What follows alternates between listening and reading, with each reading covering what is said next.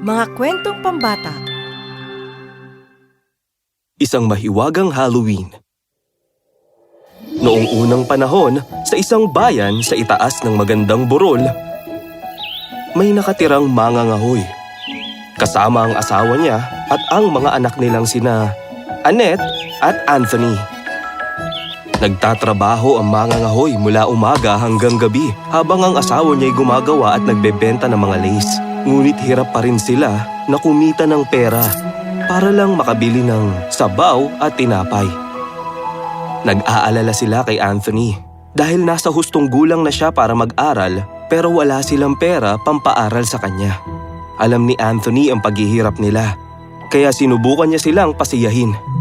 Papa! Mama! Huwag po kayong mag-alala. Malapit na nating may benta ang mga gulay na tanim ko. Kaya magkakapera na po tayo. Malapit na ang panahon ng Halloween. Kaya abala si Anthony sa paggawa ng mga jack-o'-lantern para maibenta ito ng kanyang ama sa palengke. Habang si Annette naman ay pinanonood lamang siya na mag-ukit. Anthony, bakit mo ba inuukitan ng mga kalabasa natin? Gagamitin ito para sa pagdiriwang ng Halloween sa bayan. Grande ang paghahanda para sa Halloween at talagang napakaganda. Kinuwento niya kung paanong nilalagyan ng dekorasyon ng buong bayan ng mga umiilaw na kalabasa na may nakaukit na kakatuwang mga muka. At kung paanong ang mga bata ay nagko-costume, naglilibot at nanghihingi ng mga candy. Ano naman ang susuotin nila? Mga multo, mga goblin, mga mangkukulam. Masasaya sila kapag ginagawa yon, Annette. Ha? Kung ganun, pumunta rin tayo. Sabihan natin si Mama na gawan tayo ng costume at magbahay-bahay tayo. Dala mga jack-o'-pumpkin natin. Mga jack-o'-lantern nito, Annette. Pero hindi tayo pwedeng umalis ng gabi. Masyadong malayo ang bayan at walang oras at gamit si Mama para ipagtahi tayo ng costume. Pero gusto ko sa Mama! Umiyak at humagulgol si Annette, ngunit pinapakalma naman siya ni Anthony. O sige na, Annette. Kung dito na lang kaya tayo magdaos ng konting kasiyahan. Bukas, mag-costume din tayo. Sige! Iyakin! Kinabukasan, pagkalubog ng araw at pagkatapos kumain ng hapunan ng pamilya, lumabas ang magkapatid sa hardin matapos magpaalam sa mga magulang nila. Boo! Oh, para sa atin ba ito? Oo, inukit ko ito at nilagay dito. Tingnan mo ito.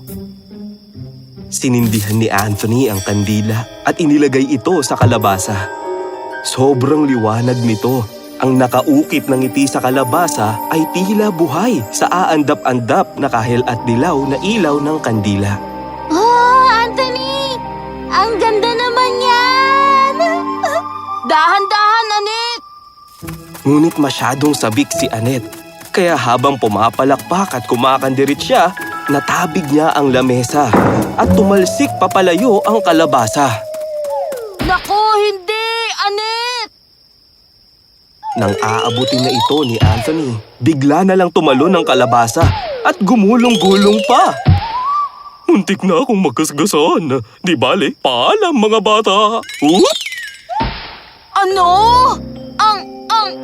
Ang kalabasa na yun, nagsalita! Isa yung mahiwagang kalabasa! Wow!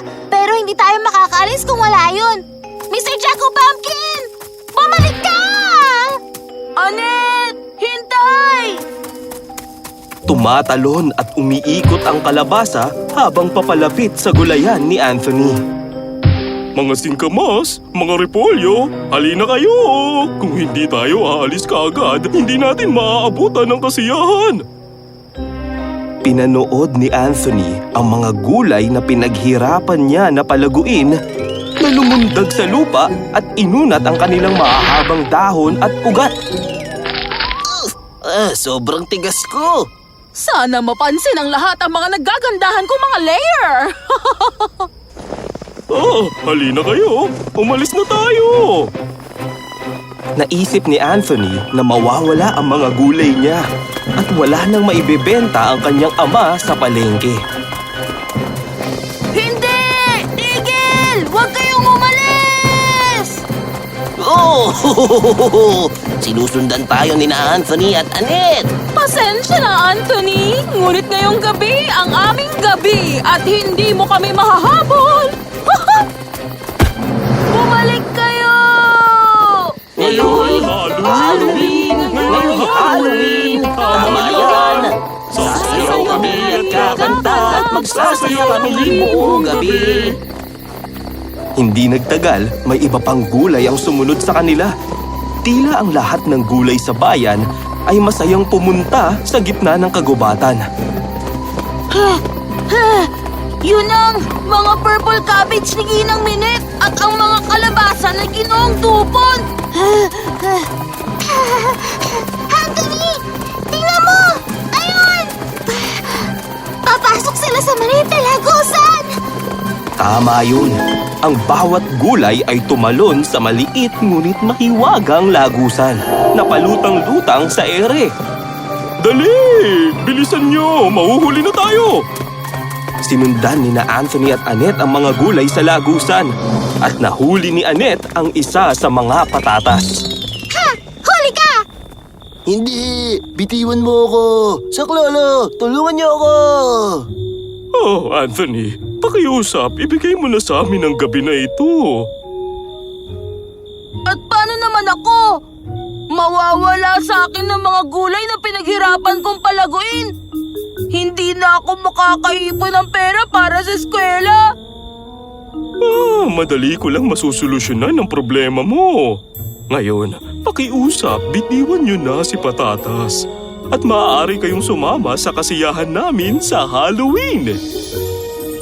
Dahil dito, natuwa kaagad si Annette. Ha! Anthony! Sumama tayo! Sabi niya siya na ang bahala! Siya na ang bahala? Paano? Mamaya mo na alalahanin yun. Ngayon, kailangan natin magmadali. Tayo na, mga kasama! Sinundan ng magkapatid ang mga natutuwang mga gulay at nakarating sila sa isang malawak na lugar sa gitna ng gubat kung saan may mga kakaibang mga nilalang ang naroroon na at nagsasaya silang lahat. Wow! Sobrang astig nito! Ngayon lang ako nakapunta rito! Iyon ay dahil makakapunta lang kayo rito gamit ang Maika. Oh! Kalabasa! Ano nangyari sa mukha mo? Ito ang nangyayari sa amin kapag dumadalo kami sa sayawan sa Halloween. Kita mo? Oh! Tingnan mo yun, Anthony! Hindi ba mga goblin yun? Ha! Vampira naman yun, di ba? At isang totoong bandang buto-buto! Wow! Tingnan nyo! Narito na ang mga mangkukulam! Lumilipad ang mga mangkukulam. Suot ang kanilang sombrero at mahabang damit kasama ang kanilang mga alagang pusa. Kumusta? Oh! May mga bata! Ginoong kalabasa! Hindi naman sila masasama, hindi ba? Mababait naman kami. Hindi naman kami masasama, lalo na at Halloween ngayon. Heto, tanggapin mo itong peppermint. Magpasalamat ka, Annette!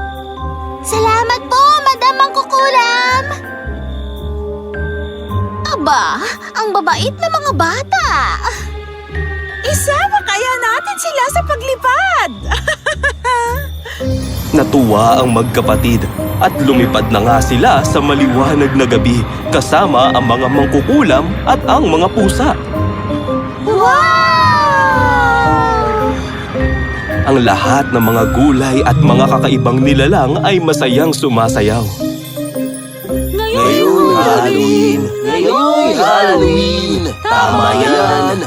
Sasayaw kami at kakanta at magsasaya kami buong gabi. Pinalibutan ng mga alitaptap ang gitna ng sayawan. At ang mga palaka naman ay kumanta ng buong puso.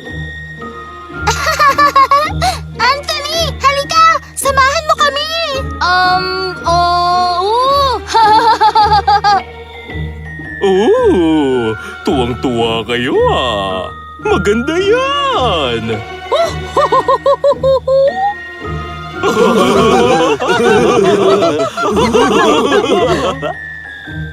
Ngunit malapit nang mag-umaga at napansin naman ito ng mga mangkukulam. Naku naman! Malapit na pala tayong umuwi lahat. Ano? Pero ayaw pa naming umuwi. Oo nga, gusto naming manatili rito. Oo! Oo na, sige na. Pero sino ang maghahatid sa mga bata pa uwi? Madam, naisip namin na baka pwede nyo silang ihatid gamit ang walis nyo. Ano? Pero Kalabasa, sabi mo ikaw ang bahala sa amin. Wala akong may uuwing gulay kung mananatili kayong lahat dito. Nangako akong tutulungan kita, Anthony. Kaya, eto! Kung hindi mo iwawala ang mga supot na ito, lagi itong mapupuno ng mga gintong barya. Oh! Makakatulong nga sa amin ito. Gusto rin namin ng mga gintong barya. Bakit naman kami wala? Tumahimik nga kayo. Kainin ko kayo dyan eh. Hindi ko alam kung seryoso siya, pero kakainin ko talaga kayo kapag hindi pa kayo umalis. Dahil doon, nagtawanan silang lahat. Nagpaalam na ang mga gulay sa magkapatid habang kumakaway at lumilipad sila kasama ang mangkukulam. Iyon na ang pinakamasayang Halloween kahit kailan. Dahan-dahan, mag-iingat kayo. Oh, paano po ang pusa nyo? Alagaan nyo muna siya hanggang sa susunod na Halloween. Pinatulog ni Anthony ang kapatid niya. Pinatulog naman sa isang basket ang pusa at natulog na rin siya. Ilang oras ang lumipas, pumasok ang nanay niya sa kwarto nila. Anthony, saan ba kayo nanggaling? Hinanap namin kayong dalawa sa buong bayan. At ano nang nangyari sa mga gulay natin? Kasi po, nagpunta sa kagubatan ang mga gulay. Pero, binigay nila ito sa akin bilang kapalit. Anthony! Saang lupalop mo naman nakuha ito? Ikinuwento ni Anthony ang lahat ng nangyari. Pero nang gumising si Annette at binigay ang isa pang supot at pinakita ang peppermint, doon lang naniwala ang nanay nila. Aba, bihira ang peppermint na galing sa mangkukulam tuwing Halloween. Sobrang saya ko na kasama ko kayo, mga anak kong mababait. Pero wag niyo nang uulitin ang ganitong pangyayari. Maliwanag? Sobrang swerte natin. Makakapag-aral na ang mga anak natin ngayon.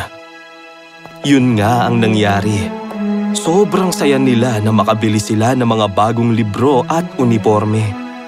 Bumili ang ama nila ng 2 malalakas na baka at bumili naman ng magagandang damit ang nanay nila. Binibisita ng magkapatid ang mga gulay at mangkukulam tuwing Halloween. Pero kailangan muna nilang magpaalam at mukhang nagustuhan ng pusa si Annette, kaya nanatili ito sa kanya habang buhay. Alam nyo, ang pagiging masaya kahit na may pinagdadaanan tayo ay biyaya ng maituturing.